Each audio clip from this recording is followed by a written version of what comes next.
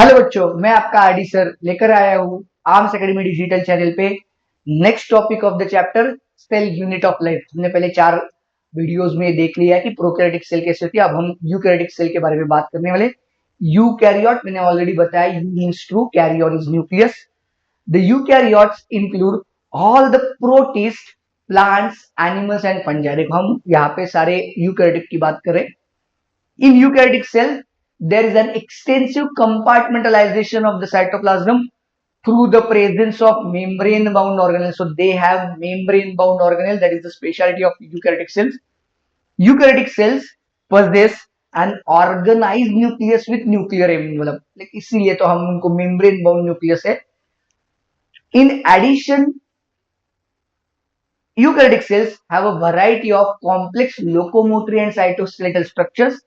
इसके बारे में हम लोग जब ये टॉपिक आएगा, ऑर्गेनल आएगा, तब हम उसमें डिटेल डिस्कशन करने वाले।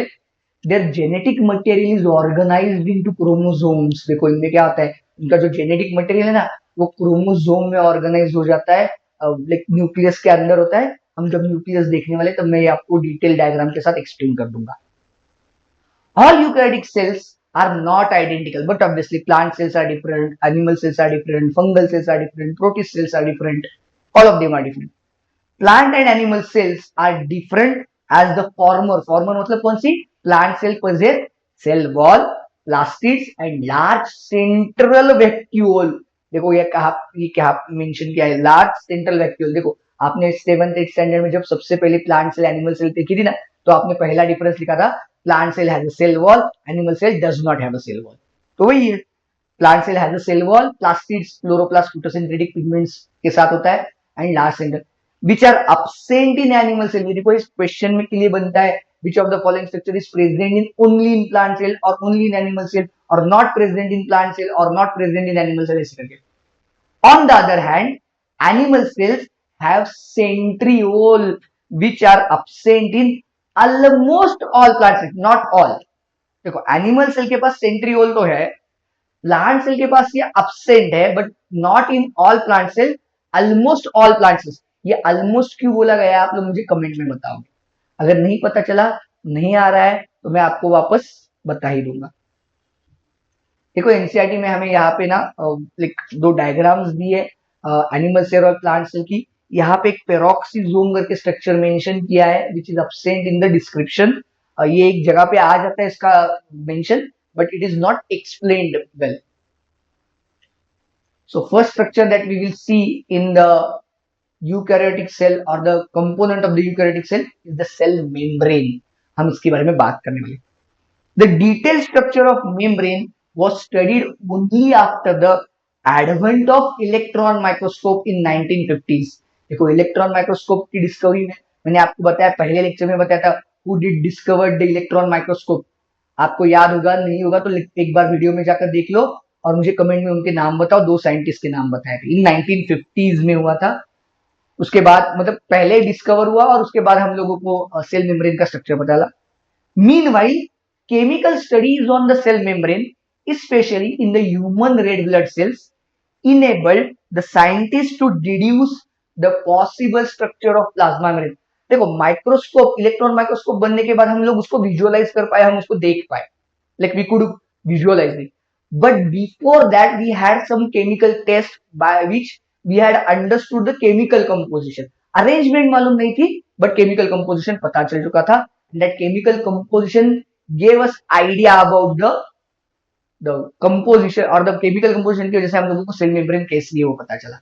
अब उसमें देखो सबसे इंपॉर्टेंट चीज क्या है, हम लोगों ने ये एक्सपेरिमेंट सबसे पहले किया ह्यूमन आरबीसीज पे। आरबीसीज ही क्यों चूज की, इसका रीजन है, साइंटिफिक रीजन है। अगर आपको पता है तो आप मुझे कमेंट में बता दो, नहीं है तो मैं किसी एक लेक्चर में आपको ये बता दूंगा। These studies show that cell membrane is mainly composed of lipids and protein। तो कोई भी cell membrane is made up of lipid and protein से बनती है। The major lipid is phospholipids, or those are phospholipids that are arranged in a bilayer। तो ये fill in the blanks में आता है phospholipids से, और bilayer मतलब कैसे, मैं आपको डायग्राम के साथ दिखा देता हूँ। ये ऐसे दिखती है बायलेयर, आप लोगों को दिखने के लिए। देखो बाय बाय मतलब टू, लिपिड बाय लेयर, देखो मैंने लेबल किया लिपिड बाय मतलब टू, यहाँ पे दिख रहा है आप लोगों को दो लेयर में। अब ये लिपिड होते कैसे, मैं पहले दिखा देता हूँ। ये देखो यहाँ का जो लिपिड है उसका मैंने मैग्नीफाइड वर्जन दिखाया यहाँ पे, देख लो यहाँ पे। इसके पास एक पोलर हेड रीजन है and non polar tail. Polar head is hydrophilic, philic attracting, जो जो वाटर को, हाइड्रो मतलब वाटर को अट्रैक्ट करता है, and non polar tail is hydrophobic, phobic is repelling. हाँ, ऐसे स्ट्रक्चर होता है। अब ये स्ट्रक्चर देखो कैसे अरेंज हुआ है, ये देखो हाइड्रोफिलिक एंड और the head of the one lipid end hydrophilic end of the another lipid, इन दो हेड के बीच में हाइड्रोफोबिक टेल सैंडविच हुई है, ऐसे दिखता है। आई बात समझ में? ये देखो आपको बनाने के लिए मैं वापस दिखाओ दूंगा, आप लोग ये या वीडियो पॉज करके भी कर सकते हो। Also, lipids are arranged within the membrane with the polar head towards the outer side. देखो मैंने अभी दिखाया था आपको डायग्राम में, and hydrophobic tails towards the inner part. This ensures that non-polar tail of saturated hydrocarbon is protected from the aqueous environment. In addition to phospholipids, membranes also contain cholesterol. Cholesterol is a derivative of lipid. आप लोगों ने पढ़ा होगा biomolecules में ये है। अब देखो वहां पे जो लिखा था ना कि ऐसे अरेंजमेंट का, इस तरीके के अरेंजमेंट का एडवांटेज क्या है, ये जो हाइड्रोफोबिक टेल है वो साइटोप्लाज्म से दूर रहती है।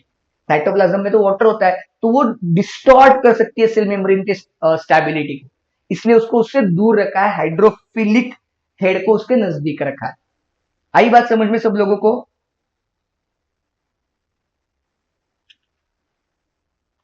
Later biochemical investigations clearly reveal that the cell membrane also possesses proteins and the carbohydrates. Lipids and proteins है, proteins के साथ carbohydrates भी है present. The ratio of protein and lipid varies considerably in the different cell types. Cell type बदला तो उसमें amount of protein and lipid vary हो जाती है। सेल टाइप टू टाइप बदल रहा है ये। In human beings the membrane of erythrocyte का मतलब ही है RBCs, has approximately 52% protein and 40% lipids. ये याद रखना, फिल इन द ब्लैंक में ये बहुत जगह पे मिल जाएगा आपको, आर्म्स के मॉड्यूल में भी ये क्वेश्चन मिलेगा। हाँ, आरबीसी में 52% प्रोटीन से एंड 40% लिपिड से। Depending on the ease of extraction, membrane proteins can be classified as integral and peripheral. इसका मतलब क्या होता है मैं इस डायग्राम के साथ बता देता हूँ। यहाँ पे मैंने बहुत क्लियरली डायग्राम में आपको दिखाया, देखो ये दो प्रोटीन से मैंने निकाले हुए, ये एक आउटसाइड, मैंने यहाँ पे आउटसाइड एंड ये साइटोप्लाज्मिक साइड है, तो ये आउटसाइड पे है और ये साइटोप्लाज्मिक साइड पे है, तो these two are called as peripheral proteins. And ये जो व्हाइट कलर का दिख रहा है, जो टू लिपिड लेयर से पास हो रहा है, passing through the lipid bilayer, तो उसको बुलाते हैं हम इंटीग्रल प्रोटीन। क्या बुलाएंगे हम? इंटीग्रल। इसके लिए मैं एनालॉजी देता हूँ सिंपल सी, आप लोगों को इमेजिन करने में इजी हो जाएगा और आप फॉरएवर के लिए याद रखो। अपना केक होता है, केक, केक के ऊपर फ्रूट्स रखे थे, बेसिकली चेरीज होती है, हम लोगों को चेरी पसंद भी है, सो ऊपर की रखी हुई चेरीज हम इजीली निकाल लेते हैं, झट से निकाल लेते, बराबर है। बट अगर वही चेरी अगर केक के अंदर है तो आपको केक प्रॉपरली कट करना पड़ेगा, उसके बाद चेरी निकालनी पड़ेगी। So the peripheral proteins like the upper की चेरी है, और इंटीग्रल प्रोटीन्स जो अंदर है। आगे ये बात समझ में इजी हो जाता है थोड़ा सा इमेजिन करने के लिए। An improved model of structure of cell membrane was proposed by the Singer and Nicholson। वापस देखो दो साइंटिस्ट के नाम आए, सिंगर एंड निकोलसन, और उनके ईयर भी आया है 1972। Widely accepted as fluid mosaic model, mosaic small small small pieces में जो बनता है। According to this, the quasi-fluid nature of lipid enables lateral movement of proteins within the overall bilayer। देखो क्वासी, इसका मतलब आप लोगों को बहुत बार समझ में नहीं आता, मैं बता देता हूँ। क्वासी का मतलब होता है विच इज नॉट रिजिड और फ्लेक्सिबल। फ्लेक्सिबल है, हम उसको क्वासी बुलाते हैं। This ability to move within the membrane is measured as fluidity. देखो ये क्वासी है, इसलिए उसमें क्या हो जाते हैं, प्रोटीन से वो लैटरल मूवमेंट दिखा सकते हैं, साइड टू साइड मूवमेंट दिखा सकते हैं, एंड इसको हम बुलाते हैं सेल मेम्ब्रेन की फ्लूइडिटी। ये बहुत जगह पे आपको क्वेश्चन में भी आया हुआ है, आर्म्स के मॉड्यूल में भी है.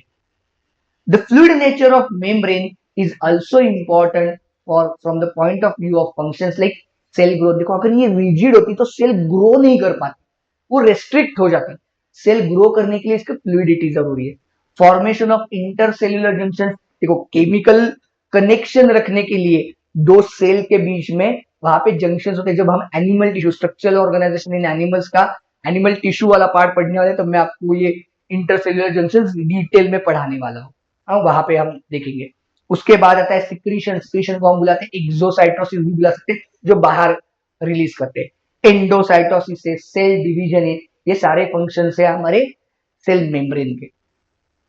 Along with this, there is a very important function associated with the lipid membrane, that is transport of material across the plasma membrane.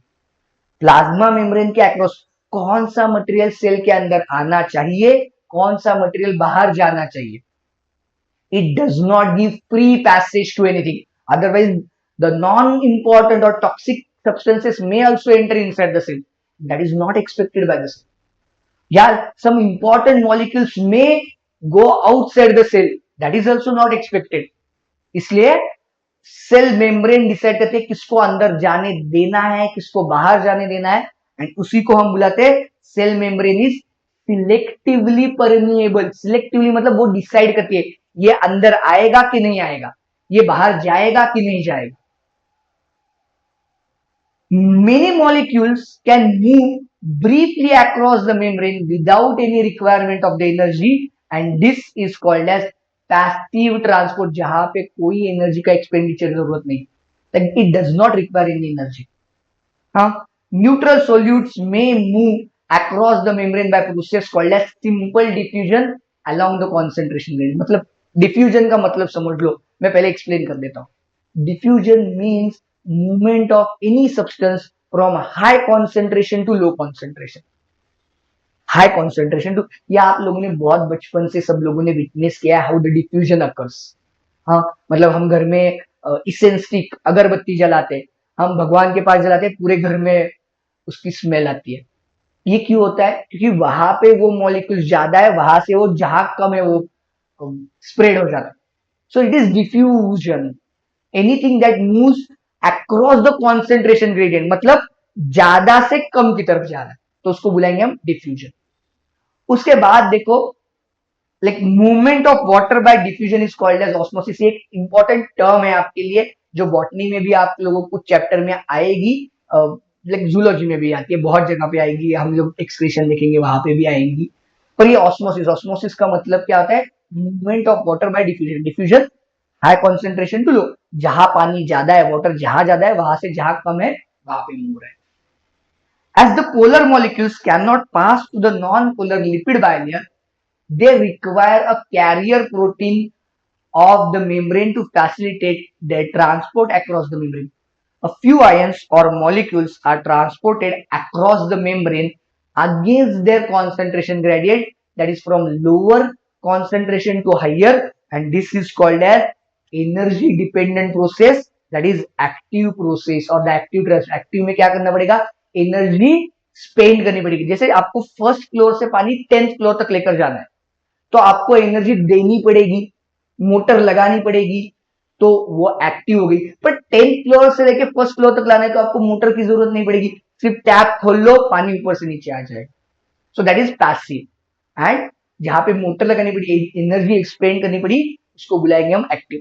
इसके लिए नाम एक बहुत इंपॉर्टेंट और बहुत अच्छी सी एक एनालॉजी मेटाफोरिकली आपको समझा देता. देखो सपोज आपकी एग्जाम नजदीक आई और आपको मूवी देखनी है, और मूवी देखनी है रात को 12 बजे की या 9 बजे से 12 बजे तक थिएटर में जाकर. आपको लगता है आपके मम्मी पापा आपको इजीली परमिशन देंगे? नहीं, आपको बहुत कन्विंस करना पड़ेगा, बहुत एनर्जी स्पेंड करनी पड़ेगी, बराबर है. तो ये हो गई एक्टिव.